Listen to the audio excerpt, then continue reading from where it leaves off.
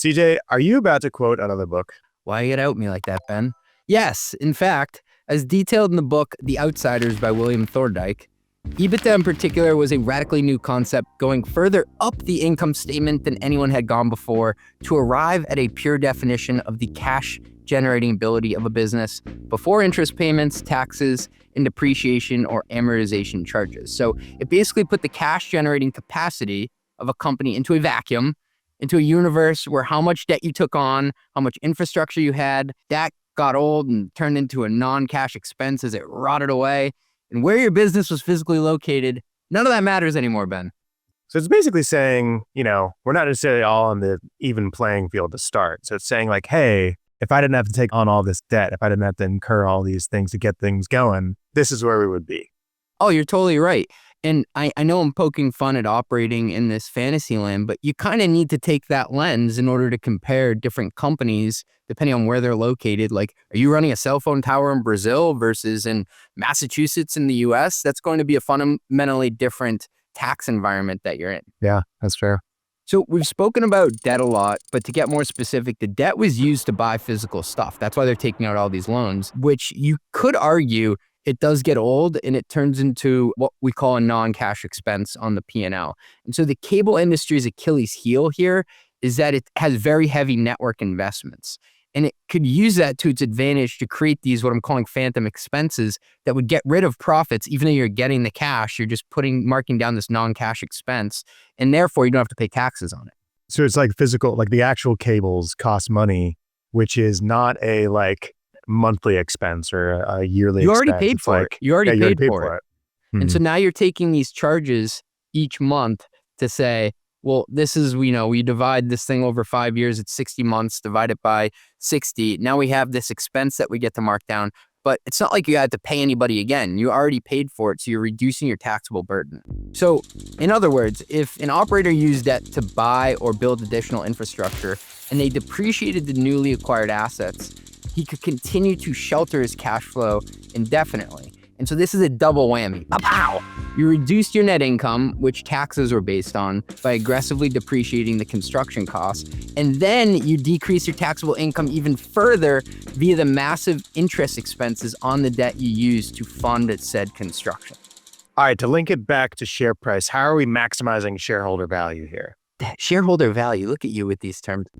Malone's realization that maximizing earnings per share, EPS, the holy grail for most public companies right at the time, was inconsistent with the pursuit of scale in the nascent cable TV industry. So to Malone, higher net income meant higher taxes, and he believed that the best strategy for a cable company was to use all available tools to minimize reported earnings and taxes, like we said, and fund internal growth and acquisitions with pre-tax cash flow. So he's trying to build this empire in the background. He's like, I don't really give a crap about profits right now. And as one observer put it, it was better to pay interest than taxes. And Malone's playbook made sure he didn't do much of the latter. And he was able to convince the analysts that the share price should be rewarded for that. That makes sense. It's how you build wealth, I guess, That is funny, Ben, and we'll get to that later. But first, I want to tie this back to some other industries that are out there. Malone's EBITDA evangelism didn't just stay in telecom. It spread like wildfire through the world of leverage finance. Hell, you could argue that he helped create the world of leverage finance. And private equity firms, bet you heard of a couple of them, they were the first true disciples of this. Private equity firms needed a way to evaluate acquisitions that could carry lots of debt, but still throw off enough cash to service that debt.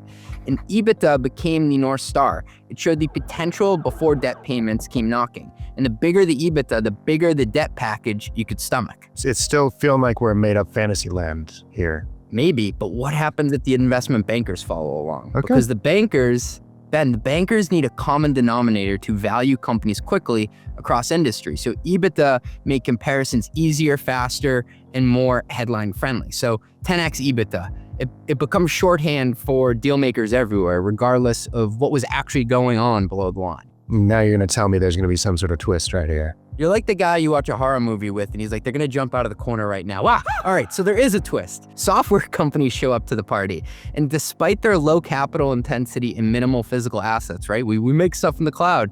They adopted EBITDA as a badge of sophistication. Even if you weren't laying cable or buying trucks, you could still flex your EBITDA margin on an earnings call. And the logic there is SaaS companies wanted to play in the same capital market sandbox and needed to therefore speak the same language. So suddenly, a metric born out of capital-heavy infrastructure projects is now powering investor decks for cloud-native companies slinging APIs and freemium models. But we didn't stop there, Ben. You know what we're going to do next? What?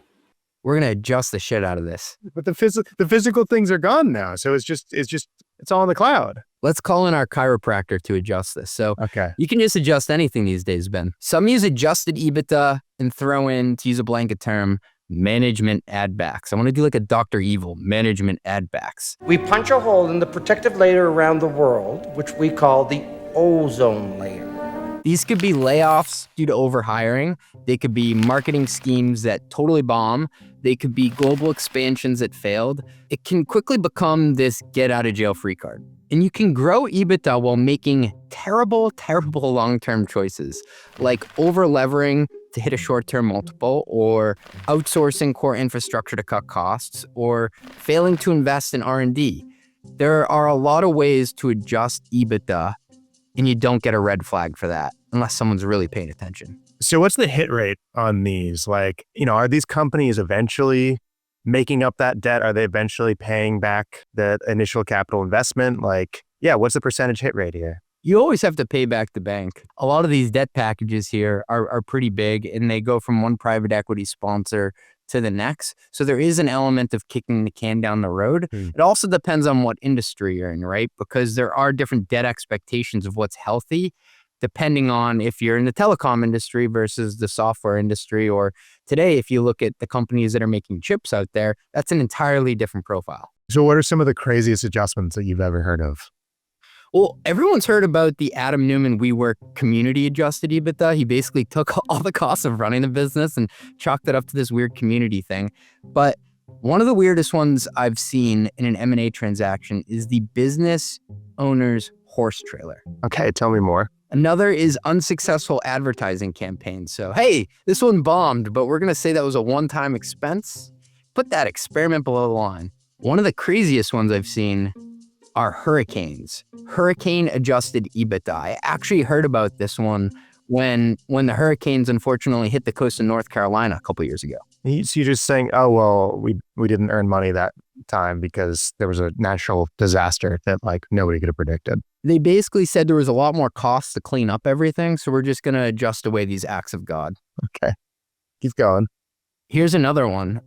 Future layoffs. Yes.